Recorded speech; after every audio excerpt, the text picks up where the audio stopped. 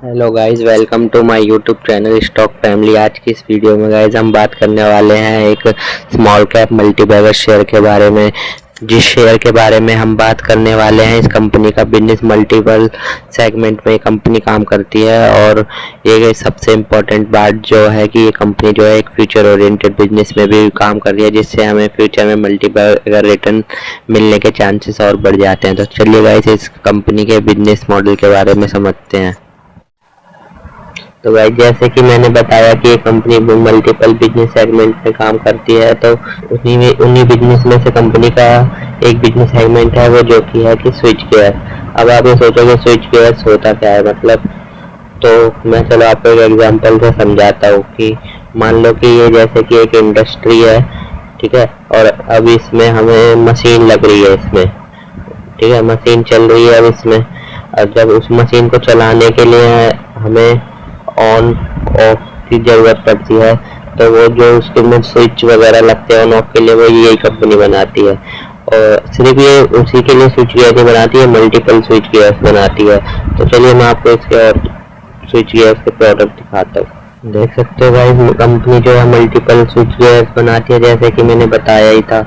इस switch gears में जैसे कि हमारे घर में जब इलेक्ट्रिसिटी अप डाउन करती है, तो हमें जैसे हमारे घर में फ्रिज एसी चल रहा है तो इलेक्ट्रिसिटी अप डाउन करती है, तो उसके लिए हमें एमसीबी की जरूरत पड़ती है। तो एमसीबी एक स्विच गियर का ही पार्ट है, तो वो भी ये कंपनी बनाती है। ऐसी कंपनी के देख सकते हो गाइस मल्टीपल प्रोडक्ट है जो कंपनी बनाती है। तो गाइस कंपनी इसी स्विच गियर से अपने ओल्ड बिजनेस से जो है कंपनी 50% रेवेन्यू कमाती है। नेक्स्ट कंपनी का जो बिजनेस है वो है वायर्स एंड केबल्स बनाना, कॉपर्स के वायर जो हमारे घर वगैरह में फैक्ट्री वगैरह में यूज होते हैं, वो भी ये कंपनी बनाती है, जिससे कंपनी अराउंड 30 से 40% रेवेन्यू इसका कंपनी का कॉपर वायर से आता है। तो चलिए गाइस नेक्स्ट बिजनेस की ओर चलते हैं, जो कि मैं आपको बता रहा था कि फ्यूचर ओरिएंटेड बिजनेस है। तो उन्हीं में से ये वाला बिजनेस है स्मार्ट मीटर का। आप पूछोगे स्मार्ट मीटर्स होते क्या हैं। जैसे कि हमारे घर में मीटर लग रहा है, गलियों के बाहर जो हमारे घर के बाहर मीटर्स रहते हैं और जो हमारी गली के बाहर जो मीटर रहते हैं, वहाँ पे क्या होता है कि इलेक्ट्रिसिटी डिपार्टमेंट से लोग आते हैं और बिल वहाँ पे आपको दे के घर पे जाते हैं या फिर आपके मीटर में लगा के चले जाते हैं। तो अब ये कंपनी जो है स्मार्ट मीटर बना रही है। अब आप सोचोगे स्मार्ट मीटर होता क्या है। स्मार्ट मीटर मतलब कि इसे हम अपने फ़ोन वगैरह से ही कनेक्ट कर पाएंगे। चलिए मैं आपको इसके कुछ फीचर बताता हूँ, ताकि जिससे आपको ये और आसानी से समझ आएगा। चलिए दिखाता हूँ आपको स्मार्ट मीटर के। चलो मैं आपको कुछ फीचर बताता हूँ। टाइम रीडिंग मतलब कि इलेक्ट्रिसिटी जो यूज हो रही है उसे हम ट्रैक कर सकते हैं कि आवर्स मिनट में कितनी यूज हो रही है। ऐसे ऑटोमेटिक डाटा ट्रांसफर है कि डाटा जो है बिजली बोर्ड तक चला जाएगा ऑटोमेटिकली। प्रीपेड रिचार्ज कर सकते हैं, मोबाइल ऐप से मॉनिटर कर सकते हैं कि टाइम में कितनी बिजली यूज हुई, ये भी हम इससे ट्रैक कर सकते हैं।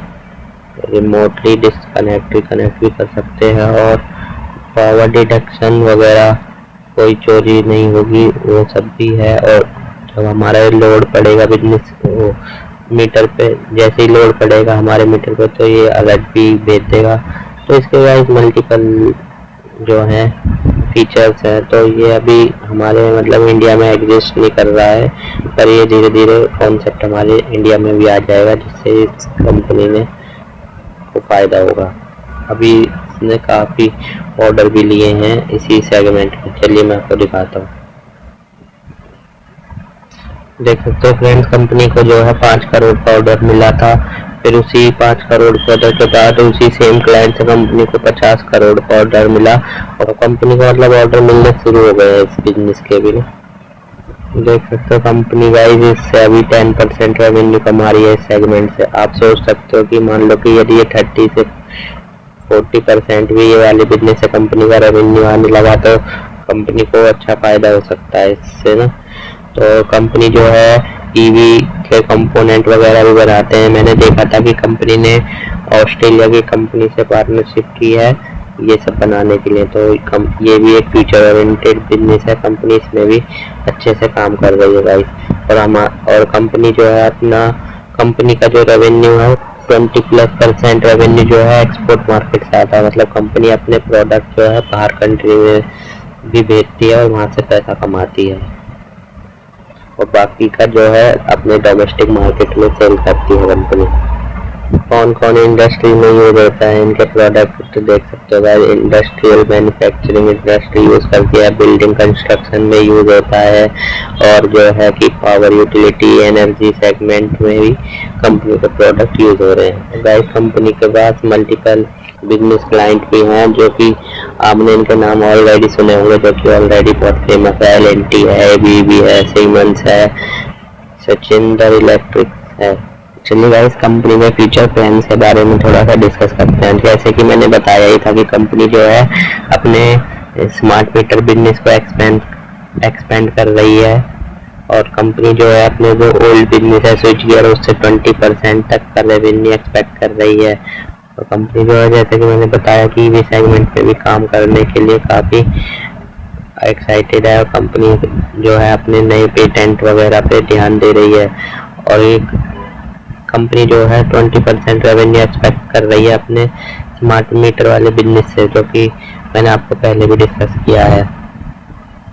उनका जो स्मार्ट मीटर है बिजनेस है वो उनका बिगेस्ट सेगमेंट बन सकता है फ्यूचर में, कंपनी का कहना ये है। कुछ पॉइंट्स और देख लेते हैं कंपनी के गाइस 5 मैन्युफैक्चरिंग प्लांट है, देख सकते हो आप, जो कि तमिलनाडु, हिमाचल प्रदेश, गुजरात, 2 तो तमिलनाडु में ही है। बाकी हमने सब डिस्कस कर लिया बिजनेस सेगमेंट के बारे में। कंपनी 1985 में स्टैब्लिश हुई थी तमिलनाडु में, और 50+ कंट्रीज में कंपनी का प्रोडक्ट एक्सपोर्ट होता है। कंपनी को 4 डिफरेंट का एक्सपीरियंस भी है इलेक्ट्रॉनिक सॉल्यूशन में।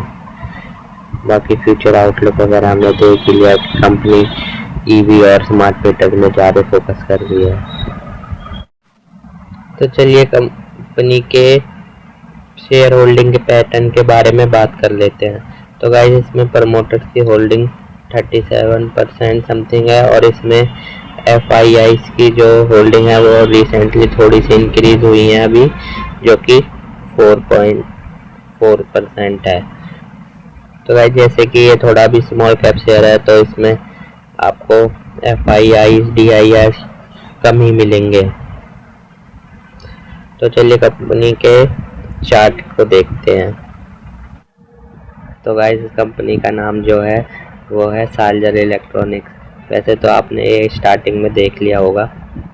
तो गाइस चलिए इसके चार्ट पैटर्न के बारे में देख लेते हैं थोड़ा सा। तो गाइस देख सकते हो ये कंपनी जो है अभी हमें टॉप से कैलकुलेट करता हूँ तो मैं लगभग 60% हमें अभी डाउन मिल रही है, और ये कंपनी ऑलरेडी फ्यूचर में भी ऐसे बहुत बार नीचे डाउन आई है, देख सकते हो गाइस। पर इसके फंडामेंटल स्ट्रॉन्ग हैं जैसे कि मैंने दिखाए थे आपको। तो इसने कम बैक भी किया है, और अपने पास्ट में जो इसके इन्वेस्टर थे उनको अच्छा खासा रिटर्न दिया है, और अभी भी ये कंपनी हमें 60% डिस्काउंट में मिल रही है। पर हमें डिस्काउंट का मतलब ये नहीं है कि कुछ भी जाके खरीद लेना है। तो कंपनी के नीचे आने के जो मेन रीज़न है एक बार मैं आपको वो दिखाता हूँ। तो देख सकते हो कंपनी के जो गाइस मेन रीज़न है कंपनी के नीचे आने के, वो देख सकते हो आप। सबसे पहले तो है प्रॉफिट का कम होना, जो कि मैंने आपको दिखाया था कि कंपनी की सेल तो बढ़ी है पर जो नेट प्रॉफिट था कंपनी का वो उस हिसाब से बढ़ा नहीं। तो ये भी एक रीज़न है कंपनी का नीचे आने का। दूसरा है हाई वैल्यू करेक्शन की वजह से।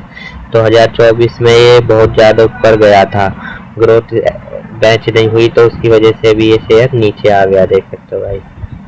और तीसरा है स्मार्ट मीटर बिजनेस डिले। मैंने बताया था कि कंपनी ऑर्डर एक्सपेक्ट कर रही है, उतना अभी ऑर्डर मिल नहीं रहे हैं, और इन्वेस्टर इसी वजह से शेयर में ज़्यादा पैसा लगा रहे हैं, इस वाले बिजनेस की वजह से। ये भी रीज़न है इसका नीचे आने का। टेक्निकल का ब्रेकडाउन हो जाना, इसमें अभी सपोर्ट और कुछ 200 मूविंग एवरेज वगैरह को कंपनी ने तोड़ दिया, तो उस वजह से भी शेयर नीचे आया है। और स्मॉल कैप में आपको पता ही है लो लिक्विडिटी होती है, तो थोड़े बहुत भी पैनिक होते ही इसमें सेलिंग आने लगती है। और कंपनी की जो है कैश जनरेशन भी उतना स्ट्रॉन्ग नहीं है, ये भी एक रीज़न है नीचे आने का। और बाकी सेंटिमेंट भी अभी पता ही है गाइस हमको कि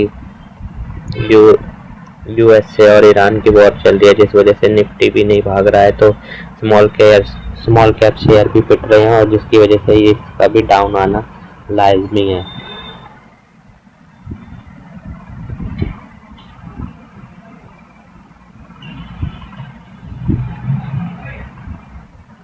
तो गाइस आप अभी सोच रहे होंगे कि अभी ये स्टॉक को बाय करना सही रहेगा, क्योंकि अभी हमें ऊपर से डिस्काउंट में भी मिल रहा है।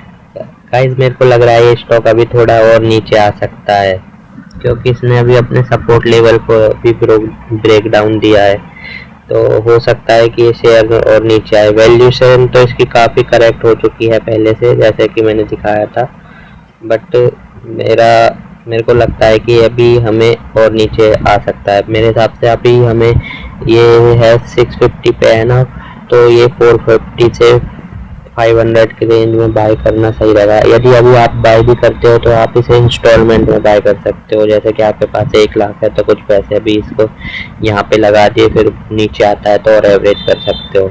बाकी ये स्मॉल कैप शेयर है तो इसमें वॉलेटिलिटी बहुत ज़्यादा हाई रहती है, तो आप अपने अकॉर्डिंग ही बाय करें। ये वीडियो सिर्फ एजुकेशन पर्पस से थे।